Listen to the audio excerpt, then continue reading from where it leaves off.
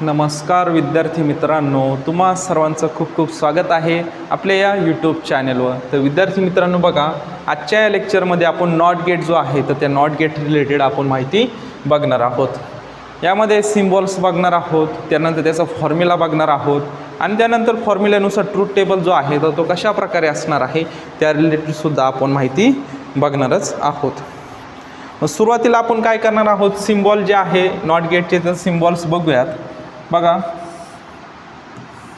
आपण फर्स्ट लेक्चरमध्ये सुद्धा आपण बघितलेलं होतं अशा प्रकारे। इकडे आपल्याला माहित आहे काय असतो, इनपुट्स असतो आणि इकडे काय असतो, आपला आउटपुट असतो अशा प्रकारे। आणि एक दुसरा एक सिम्बॉल आहे तर तो अशा प्रकारे असतो। हे दोन्ही पण काय आहे, नॉट गेट असतात।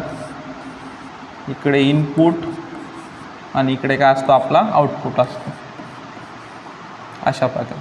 हे दोन्ही पण जे सिम्बॉल जे आहे तर ते कोणत्या गेटचे आहे, नॉट गेटचे असणार आहे। कोणत्या गेटचे असणार आहे, नॉट गेटचे असणार आहे। याचा फॉर्म्युला काय, नॉट मीन्स काय, याच्या विरुद्ध, म्हणजे जो काय आपला आउटपुट्स देणार आहे त्याच्या विरुद्ध असणार आहे, बरोबर आहे।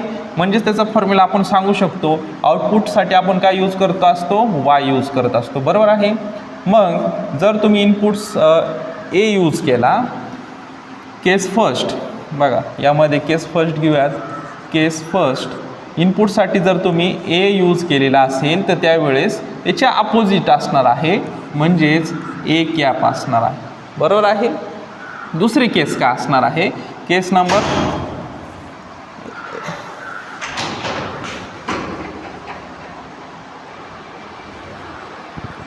तर या ठिकाणी आता लक्ष द्या। केस फर्स्ट आपण बघितली, जर इनपुटमध्ये जर तुम्ही ए घेतलं तर त्याच्या विरुद्ध ए कॅप येणार आहे। जर केस सेकंड काय आहे, जर तुम्ही आउटपुट बी घेतला तर तुमचं इनपुट बी जर घेतला तर आउटपुट काय येणार आहे, बीच्या अपोजिट म्हणजे बी कॅप येणार आहे अशा प्रकारे।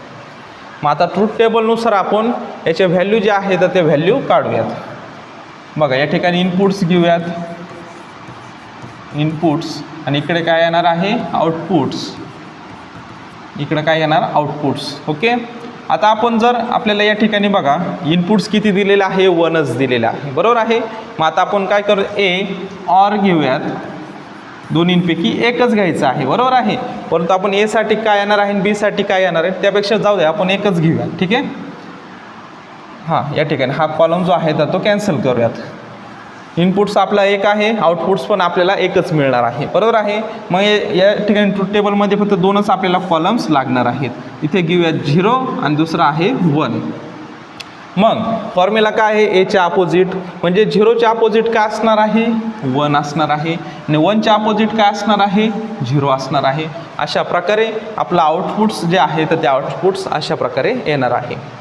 दुसरी कंडिशन, फक्त बी जर घेतला तर सेमच येणार आहे अशा प्रकारे। बघा फक्त इथे बी घ्या, 0 आणि 1 येणार आहे आणि त्याच्या अपोजिट जर तुम्ही 0 घेतला तर 1 येणार आहे, 1 घेतला तर 0 येणार आहे।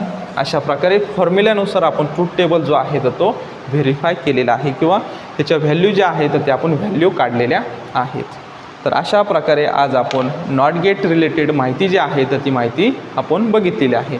तर विद्यार्थी मित्रांनो, भेटूयात पुढील अशा एका लेक्चरमध्ये, तोपर्यंत धन्यवाद।